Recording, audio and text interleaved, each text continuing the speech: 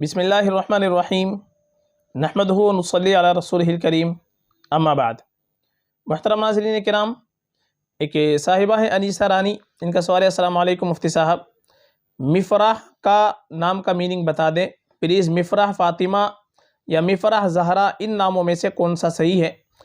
इस नाम को उर्दू पे कैसे लिखेंगे? प्लीज़ इस पे एक वीडियो बना दें प्लीज़। वालेकुम अस्सलाम वरहमतुल्लाहि वबरकातुहू। देखिए, मिफ़राह जो आपने लिखा है ये दो तरह से आता है, एक तो मिफ़राह, एक मिफ़राह, यानी रा के बाद अलिफ के साथ भी आता है। मिफ़राह, मिफ़राह के माना तो आते हैं खुशी का आला, खुशी का मकाम, और मिफ़राह इसके माना आते हैं बहुत ज़्यादा खुश, बहुत ज़्यादा शाद।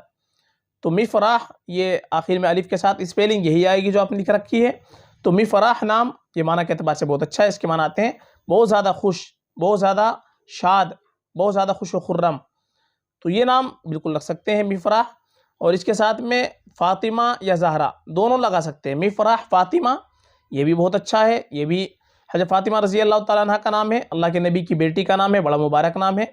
और दूसरा मिफ़राह ज़हरा, ज़हरा ये भी हज़रत फ़ातिमा रज़ी अल्लाह तआला अन्हा का लक़ब है। तो आपको इनमें से जो अच्छा लग रहा है वो लगा लीजिए, दोनों बहुत अच्छे हैं। मिफ़राह फ़ातिमा, मिफ़राह ज़हरा, दोनों में से कोई भी आप लगा सकती हैं, दोनों बड़े खूबसूरत नाम हैं।